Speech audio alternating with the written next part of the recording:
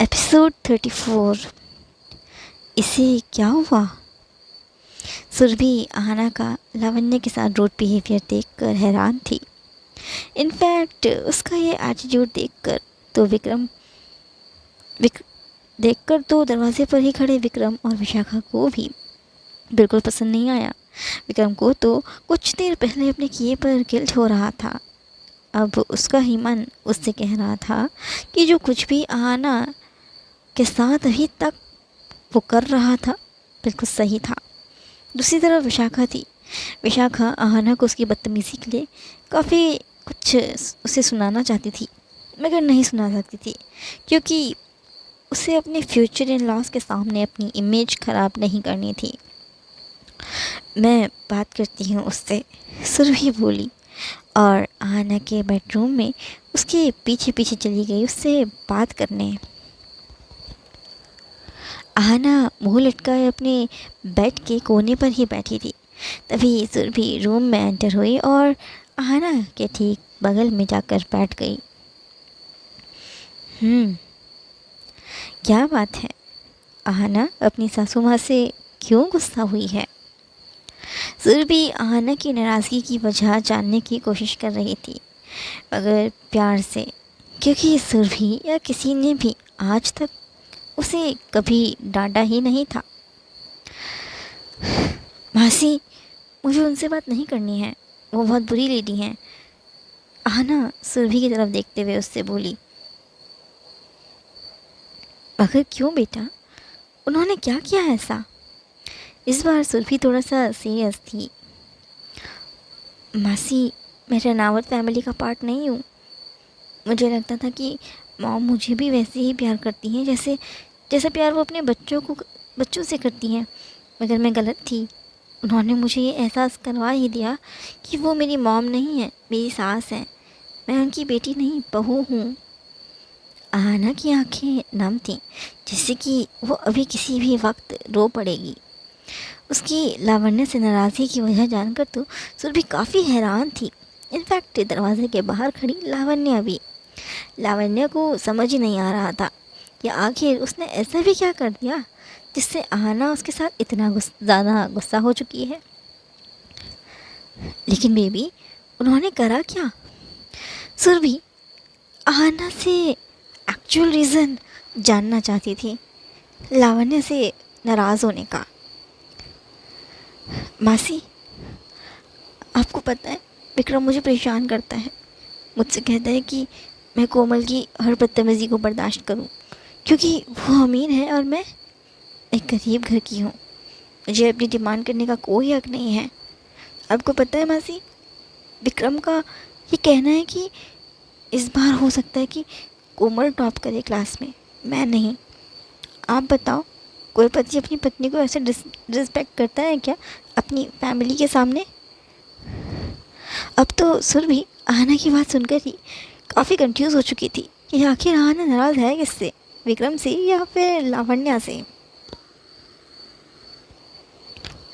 पर तू तो लावण्य से गुस्सा थी ना, फिर विक्रम कहाँ से बीच में आया? सुरभि आहना की जुल्फ़ें कान के पीछे करते हुए उससे बोली। मासी, वही तो आ रही हूँ मैं एग्ज़ाम देकर जब घर आई तो मैंने देखा कि मॉम अपने दोनों बच्चों को उनका लंच करवा रही हैं। किसी ने भी मेरा वेट नहीं किया आने का। और विक्रम सिर्फ अपनी बहन को अपने साथ घर लेके आया कॉलेज से, मुझे नहीं लेकर के आया। वो हर जगह मुझसे पहले अपनी बहन को रखता है, हर चीज़ में ऊपर। इसलिए मुझे नहीं जाना है वापस उस घर में। मासी, मुझे यहीं रहने दो ना अपने पास। मैं किसी को परेशान भी नहीं करूँगी, यहाँ चुपचाप एक जगह पर बैठी रहूँगी। ना अब सुरभि से रिक्वेस्ट करने लगी उसे रनावत मेंशन वापस ना भेजने की।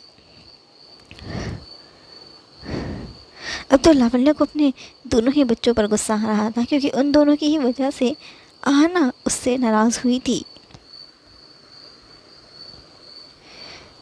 तभी सुरभि बोली आहना को समझाते हुए, मगर बेटा, जहाँ तक मुझे पता है तेरे घर लौटने से पहले लावण्य ने मुझे कॉल किया था। वो मुझसे पूछ रही थी कि खाने में सबसे ज़्यादा तुझे क्या पसंद है?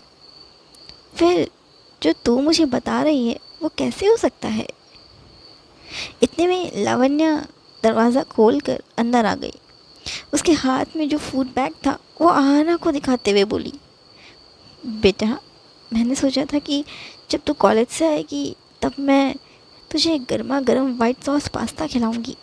इसलिए मैंने विक्की और विश को पहले उनका लंच करवा दिया था, ताकि वो दोनों मुझे बाद में परेशान ना करें और हम दोनों आराम से साथ बैठकर लंच करें। साथ बैठकर लंच करने वाली बात सुनकर तो आहना लावण्य को एकटक देखने लगी। शायद अब उसे ये एहसास हो चुका था कि उसने सच में लावण्य को गलत समझ लिया है। मैं तेरे लिए लेके आई हूँ ये वाइट सॉस पास्ता, ताकि तुझे लंच करवा सकूँ, पर तूने तो मुझे। लावण्य ने अपनी बात अभी पूरी भी नहीं करी और आहना ने उसके हाथ से वो फूड बैग छीन लिया। उसने जल्दी से उसमें से पास्ता बॉक्स निकाला और लिड खोलते ही उसने देखा कि लावण्य तो सच में उसके लिए उसका फेवरेट वाइट सॉस पास्ता बनाकर लाई है। बॉक्स को साइड में करके आहना लावण्य की कमर पकड़ ली। आहना ने लावण्य की कमर पकड़ ली और उसका सिर उसके पेट में था। वो रोते हुए उससे बोली, सॉरी मॉम, मुझे लगा कि आप सिर्फ अपने बच्चों से ही प्यार करती हो, मुझसे नहीं करती हो। ऐसा कभी हो सकता है मैं विश और विकी की पसंद का कुछ बनाऊं और आहना को भूल जाऊं? आहना को तो मैं सबसे ऊपर रखती हूँ, विश से भी ऊपर। आहना की पीठ को सहलाते हुए लावण्य उसे बोली, अच्छा चलो, अब बहुत हो गया रोना धोना, अब दोनों जल्दी से पास्ता खा लो, ठंडा हो रहा है, वरना मैं खा लूँगी ये पास्ता और फिर दोनों देखती रहना मेरा मुंह। सुरभि मजाक में बोली, मगर तभी आहना ने वो पास्ता बॉक्स अपने हाथ में ले लिया और स्पून से थोड़ा सा लेते हुए उसने सबसे पहले लावण्य को फीड किया और उसके बाद सुरभि को भी। सो डिलीशियस। लावण्य ने पास्ता तो बहुत ही यमी बनाया है। सुरभि पास्ता की तारीफ करते हुए बोली,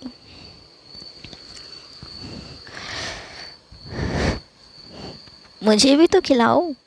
आहना उन दोनों को घूरते हुए उनसे कहने लगी, हाँ हाँ खिला रहे हैं, तू चिंता मत कर। सुरभि बोली आहना को पास्ता खिलाते हुए और उसके बाद लावण्य ने भी उसे पास्ता खिलाया। आहना को तो वाकई में पास्ता काफ़ी पसंद आया था। उसने सुरभि के हाथ से पूरा बॉक्स छीन लिया और चम्मच भर भर कर पास्ता खाने लगी। तभी स्वप्निल दरवाज़ा खोल कर अंदर आ गया। अकेले अकेले मुझे नहीं खिलाएगी, मोटी कही की, खा खा कर भैंस होने लगी है। स्वप्निल आहना की टांग खिंचाई करने लगा और उसके हाथ से वो पास्ता बॉक्स छीन लिया। तो फिर से शुरू हो गया, बड़ी मुश्किल से तो हमने इसे मनाया है और तू तू इसे भैंस कहकर और नाराज़ कर रहा है। सुरभि अपने बेटे के कान खींचते हुए उससे बोली, मैंने क्या गलत बोल दिया मॉम? भैंस को भैंस नहीं कहेंगे अगर। आहना के हाथ से पास्ता बॉक्स छीनने के बाद स्वप्निल वो पास्ता एंजॉय करने लगा था।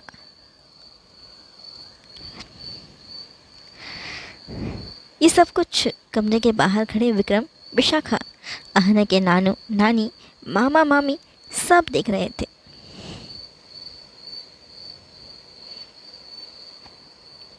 देवेश तो काफ़ी खुश था अपनी बेटी के लिए कि उसे प्यार करने वाली इतनी अच्छी सास मिली है। एटलीस्ट जो कमी देवेश अपनी बेटी की के लिए पूरी नहीं कर पाया था, वो कमी लावण्य ने पूरी कर दी थी, एक माँ की कमी।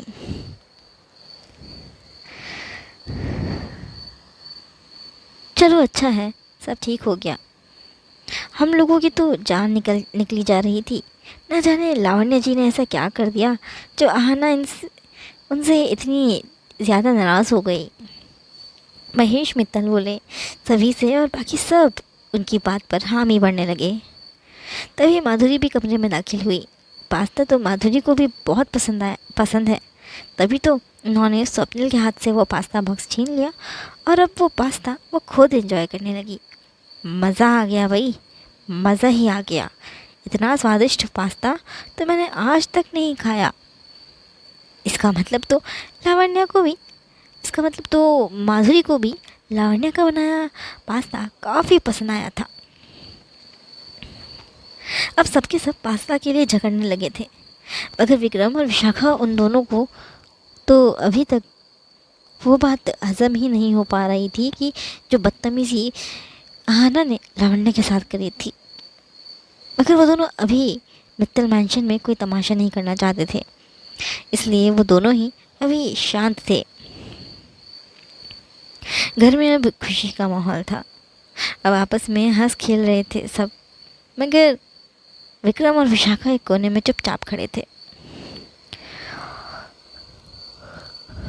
आहाना की तिरछी नज़रें हर थोड़ी देर में उन दोनों की तरफ जा रही थी। उन दोनों के ही ऐसे लटके हुए मुंह देखकर वो अपने मन में बोली, तुमसे प्यार करना मेरी ज़िंदगी की सबसे बड़ी गलती थी विक्रम, और कोमल तुमसे दोस्ती करना मैंने अपनी ज़िंदगी का सबसे बड़ा पाप किया है। तुमने मुझे हमेशा से ये बात जताई कि मैं मिडिल क्लास फैमिली से आती हूँ और तुम अमीर बाप की औलाद हो। बस तुम्हारी उस बात का मतलब मैं ही कभी नहीं समझ पाई थी, मगर अब समझ में आता है मुझे तुम्हारी हर कही बात का मतलब, जो तुम पिछले 2 साल से मुझे नीचा दिखाती आई हो। आहना अपने मन में ये सब बातें कर रही थी, तभी एक सर्वेंट रूम के डोर पर आया और अपना सिर झुकाकर सुरभि से बोला, मैडम नीचे वीरेंद्र सर आए हैं। हाँ तुम चलो, हम सब आ रहे हैं नीचे, सुरभि ने जवाब दिया और फिर वो सर्वेंट वहाँ से चला गया। चलो नीचे चलते हैं, आहना के ससुर जी आए हैं, उनसे मिल लेते हैं। सुरभि आहना को देखते हुए बोली। उसके बाद वो सब नीचे चले गए, जहाँ वीरेंद्र काउच पर बैठकर सभी के आने का इंतज़ार कर रहा था। अरे वाह, सबके सब यही मौजूद हैं, ये तो बहुत अच्छी बात है। सोफे पर से उठते हुए वीरेंद्र बोला, क्यों भाई, कुछ खास बात है क्या जो तुम सबको बताना चाहते हो? महेश बोले वीरेंद्र से, और दोनों ने हैंडशेक कर एक दूसरे को गले लगाया। आहना काफ़ी ज़्यादा उत्सुक थी गुड न्यूज़ जानने के लिए, पर शायद से उसे अंदाज़ा नहीं था बिल्कुल भी कि उस गुड न्यूज़ से उसकी ज़िंदगी पूरी तरह से बदल जाएगी। हाँ गुड न्यूज़ तो है, मगर ऐसे नहीं बताएंगे, ऐसे नहीं बता पाएंगे हम दोनों आप सभी को वो गुड न्यूज़, वीरेंद्र बोला महेश को आंख मारते हुए। तभी महेश ने एक सर्वेंट को आवाज़ लगाकर कहा, मीनल सभी के लिए मिठाई लेकर आओ। मिठाई? पर क्यों मासा जी? आहना ने भोली सी शक्ल बनाते हुए महेश से पूछा। अरे हमारी बिटिया से बिल्कुल भी सब्र नहीं हो रहा है, महेश बोला, और इतने में सर्वेंट मीनल मिठाई की थाल ले आई। महेश ने सबसे पहले थाल में से लड्डू उठाकर आहना के मुंह में डाला और बाकी सबको भी लड्डू बांटने लगा। और वीरेंद्र ने उस खुशखबरी का खुलासा सबके सामने किया। तो खुशखबरी ये है कि हमने हमारे बच्चों का रिश्ता पक्का कर दिया है। ये खबर जैसे ही आहना ने सुनी, वो ज़ोर ज़ोर से खांसने लगी जब वो लड्डू चटकारे लेकर खा रही थी। लावण्या और सुरभि दोनों ही उसकी पीठ सहलाने लगी। क्या हो गया बेटा, तू ठीक तो है? तभी विक्रम आहना के लिए पानी ले आया और उसे पानी पिलाने लगा। अब आहना बिल्कुल ठीक थी, तो वीरेंद्र उसकी चिंता करते हुए बोले, क्या हो गया था बेटा? आहना की आंखों में पानी था, खांसने की वजह से। उसने नाम ऐसे हिलाया मायूसी के साथ। हालांकि आहना की मायूसी वीरेंद्र समझ चुका था। अब बताइए वीरेंद्र, आप क्या बता रहे थे हम सबको? लावण्य थोड़ी चिंतित स्वर में लावण्य ने थोड़ा चिंतित स्वर में उससे पूछा, क्योंकि उसे वीरेंद्र के इरादों पर शक हो रहा था। हाँ, तो खुशखबरी ये थी कि हम दोनों ने मिलकर, वीरेंद्र ने बात की शुरुआत करी, और फिर महेश और वीरेंद्र ने मिलकर अपने बच्चों का हाथ पकड़कर उन्हें आगे ले आए और अनाउंसमेंट कर दी, हमारे बच्चों का रिश्ता पक्का कर दिया है। स्वप्निल और विशाखा का रिश्ता पक्का कर दिया गया है। ये खबर सुनकर आहना के हाथ से आधा लड्डू नीचे गिर गया। उसके चेहरे पर मायूसी आ गई और बाकी सब के सब उसका वो मायूसी भरा चेहरा देखने लगे। आहना वहाँ से चली गई बिना कुछ कहे, और स्वप्निल विशाखा का हाथ झटक कर वहाँ से आहना के पीछे पीछे। स्वप्निल ने आहना के साथ वैसा ही बिहेव किया जैसे विक्रम आहना के साथ करता है। वो देखकर विशाखा का ईगो हर्ट हो गया, मगर अचानक ही उसे ये रियलाइज़ भी हो गया, जैसे विक्रम आहना से ऊपर अपनी बहन को रखता है, वैसे ही स्वप्निल उससे पहले आहना को ऊपर रखता है। आहना ने खुद को कमरे के अंदर बंद कर लिया, क्योंकि उसे इस बात का डर था कि अगर स्वप्निल की शादी विशाखा से हो गई तो उसकी ज़िंदगी पूरी तरह से बर्बाद हो जाएगी। ओए मोटी, दरवाज़ा खोल, मुझसे बात तो कर, बता तो सही हुआ क्या? स्वप्निल आहना से दरवाज़ा खोलने को बोल रहा था, मगर वो स्वप्निल की बात सुन ही नहीं रही थी। मोटी, खोल ना यार, दरवाज़ा खोल दे। स्वप्निल बहुत ही प्यार से आहना को दरवाज़ा खोलने के लिए कन्विंस कर रहा था, और तभी वहाँ पर विक्रम और बाकी सबका भी आना हुआ।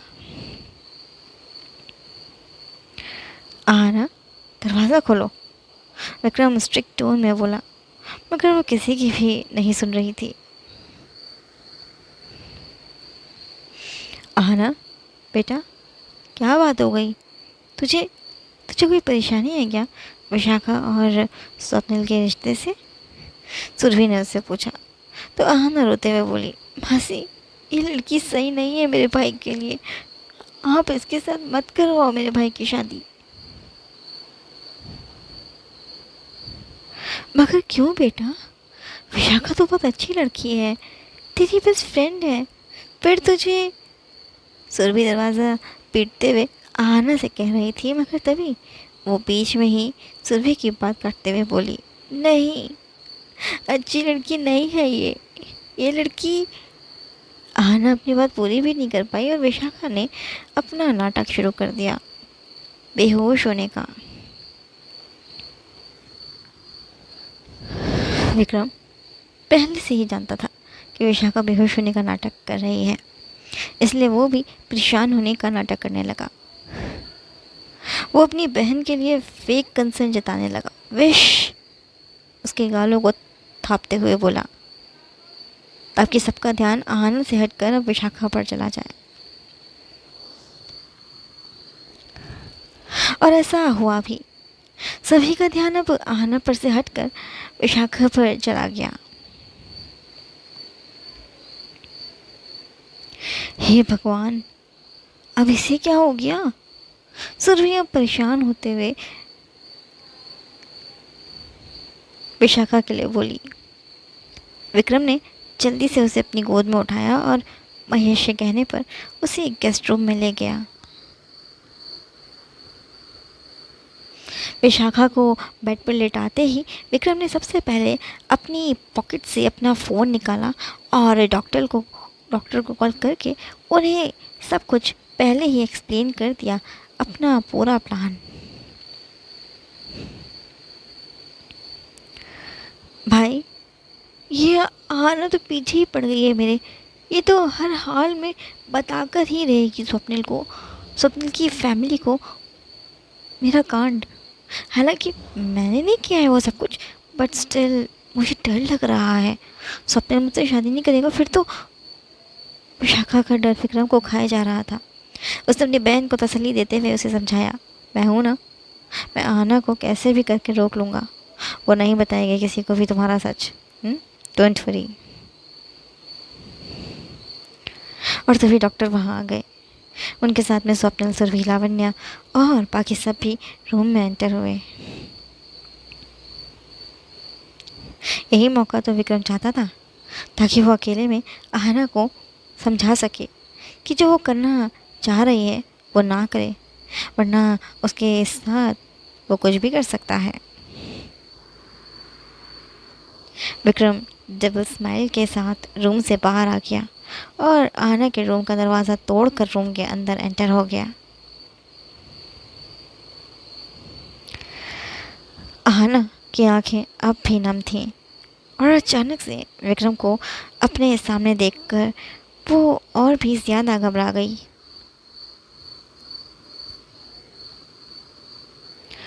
डर तो उसके चेहरे पर विक्रम को दिख ही रहा था।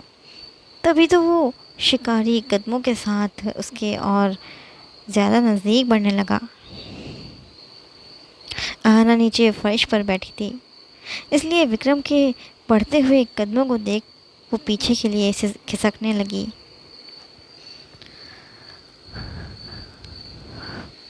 क्या हुआ? अब क्यों डर रही हो तुम मुझसे? जब मैं तुम्हें समझा रहा था तब तो तुम नहीं समझ रही थी मेरी बात, फिर अब क्यों डर रही हो? उसके एक दिन एकदम नज़दीक पहुंचने के बाद विक्रम उससे बोला, वार्निंग भरी टोन के साथ, और उसके ठीक नज़दीक बैठ गया, अपना बायां घुटना नीचे टेक कर।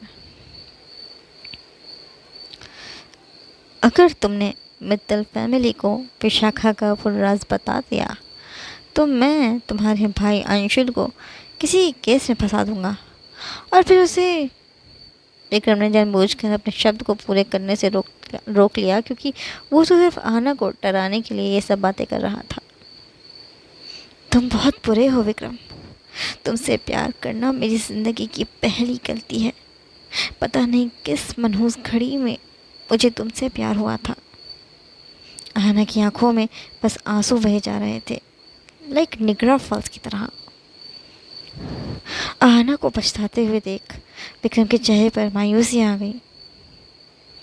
उसने आहना के गालों को प्यार से अपनी हथेलियों के बीच में लिया और नर्म स्वर में उससे बोला, मुझसे प्यार करना तुम्हारी कोई गलती नहीं है आहना, तुमने बिल्कुल ठीक किया है मुझसे प्यार करके। बस अभी तुम्हारी आंखों में नफ़रत की पट्टी बंधी पड़ी है, इसलिए तुम ऐसा कह रही हो, but I really love you मेरी जान।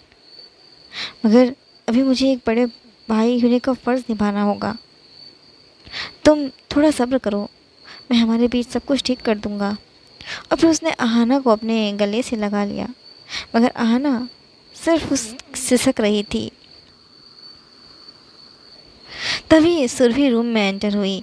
आहना की आंखों में आंसू देख वो घबरा गई। उसे विक्रम पर शक हुआ। उसे ऐसा लगा जैसे विक्रम ने उसे कुछ कहा है, तभी आहना रो रही है। उसने स्ट्रिक्ट टोन में विक्रम से पूछा, क्या किया तुमने मेरी बेटी के साथ? आहना विक्रम से अलग हुई और माँ सी पुकारने लगी। एक पल के लिए तो विक्रम को डर लगने लगा, कहीं आहना अपनी मासी को विशाखा का सच ना बता दे। मगर सुरभि जैसे ही आहना के नज़दीक आई और उसके लेवल पर बैठी, आहना झट से उसके गले लग गई। क्या हुआ बच्चा, तू क्यों रो रही है? सुरभि आहना की पीठ सहलाते हुए नर्म व ममता भरे स्वर में उससे पूछने लगी। आहना ने तिरछी नज़रों से विक्रम की तरफ देखा। वो उसे अपनी बड़ी बड़ी आंखों से इशारा करता है नहीं का, तो वो और ज़्यादा सिसकने लगती है। तभी बाकी की फैमिली भी वहाँ आ गई। आहना की आंखों में आंसू देखकर ही लावण्या और विजेंद्र समझ गए उसके रोने की वजह, मगर बाकी सब उसके रोने की वजह से बिल्कुल अनजान थे। तभी वहाँ पर स्वप्निल आहना के पास आया और उसे आराम से फर्श पर से उठाकर बेड पर बैठाते हुए बोला, अपने रुमाल से उसके आंसू पोंछते हुए, जब तक मेरी बहन की तबीयत ठीक नहीं हो जाती तब तक इस घर में शादी का कोई डिस्कशन नहीं होगा। आहना की हेल्थ सबसे ज़्यादा इम्पोर्टेंट है। अगर आहना नहीं चाहती है कि मैं कोमल से शादी करूं, तो यही सही, मैं नहीं करूंगा जब तक आहना नहीं चाहेगी। ये लास्ट लाइन उसने वीरेंद्र के साइड में खड़ी विशाखा को देखकर कही।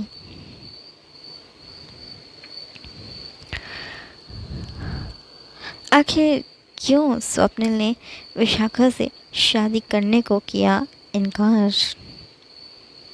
जानने के लिए चैनल को सब्सक्राइब करें, एपिसोड 34 को लाइक करें, शेयर करें और अपने विचार कमेंट में बताएं। Till then take care and bye bye.